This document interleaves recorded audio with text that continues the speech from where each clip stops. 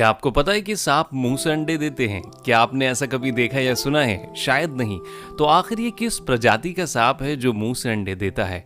ऐसे तो इस दुनिया में बहुत से सांप हैं जिनका रिप्रोडक्शन सिस्टम आज तक वैज्ञानिकों को समझ में नहीं आया है। आज की इस वीडियो में हम ऐसे ही कुछ देखेंगे।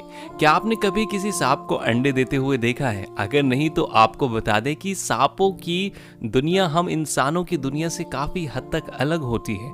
इनके जन्म से लेकर मृत्यु तक की जिंदगी एक रहस्य की तरह है। कुछ इसी तरह इनके अंडे देने की प्रक्रिया भी होती है। आज जब इसके बारे में आप जानेंगे तो आपको बहुत हैरानी भी होगी।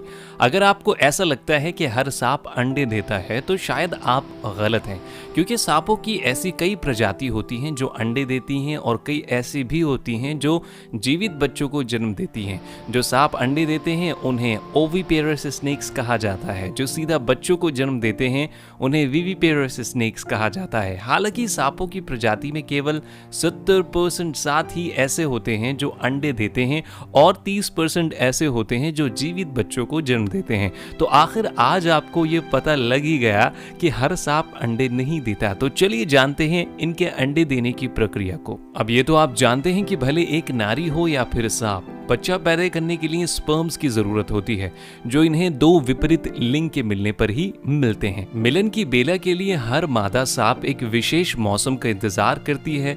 मादा सांप केवल वस्तु ऋतु के बाद ही अंडे या बच्चे दे सकती है। इसका कारण यह है कि सांपों के अंदर इतनी क्षमता नहीं होती कि वो अपने शरीर के अंदर के तापमान को कंट्रोल कर सकें। इसलिए रिप्रोडक्शन की प्रक्रिया के दौरान इन्हें हल्की गर्मी की जरूरत पड़ती है और ये गर्मी इन्हें वसंत ऋतु के बाद ही मिलती है। हाइबरनेशन से उठने के बाद मादा सांप अपने शरीर से फेरोमोन्स छोड़ते हैं, जिससे अट्रैक्ट होकर नर सांप उसकी तरफ खींचा चला आता है और फिर संबंध बनाने की अपील करने लगता है। यहीं से शुरू होती है इनकी रासलीला। इसके बाद नर सांप अपने स्पर्म्स मादा सांप के अंदर छोड़ देता है। मादा सांप इन्हें अपने ओविडक्ट में स्टोर करके रखती है और वक्त आने पर उनसे एग बनने लगता है। एग फॉर्मेशन की प्रक्रिया किसी कुदरत के करिश्मे से कम नहीं है। हर सांप की अपनी अलग गर्भ अवधि होती है।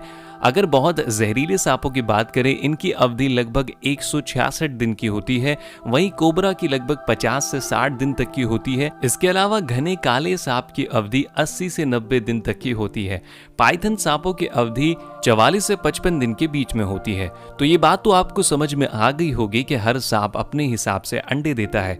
सभी सांप अपनी अपनी क्षमता के अनुसार अंडे देते हैं। जैसे कुछ सांप 2 से लेकर 50 तक अंडे एक बार में दे सकते हैं। वहीं कुछ ऐसे हैं जो 100 से ज्यादा एक बार में दे सकते हैं। अंडे देने की इस प्रक्रिया को ओविपोजिशन कहा जाता है। अपने अंडों को सुरक्षित रखने के लिए कुछ सांप इन्हें जमीन में गाड़ देते हैं या इनसे लिपट जाते हैं। मादा इस बात का खास ख्याल रखती है कि वो ऐसी जगह अंडे दे जहां मिट्टी गीली हो, ताकि अंडों को ज्यादा से ज्यादा नमी मिले और वो वक्त से पहले ना टूटे। वहीं कुछ ऐसी प्रजाति के सांप होते हैं जो अंडे देने के बाद तुरंत वहां से चले जाते हैं। अपने बच्चों की बिल्कुल भी कोई परवाह नहीं होती है। इसी तरह जब सांप अंडे से बाहर आ रहे होते हैं तो मादा सांप वहां मौजूद नहीं होते हैं।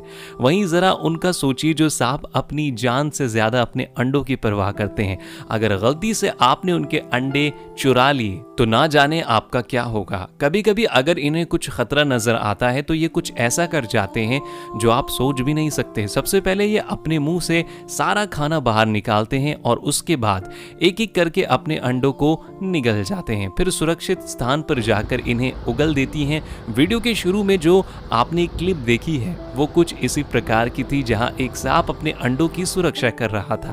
तो आशा करते हैं कि आपको ये वीडियो बहुत ज्यादा पसंद आई होगी और आपको जानकारी मिली।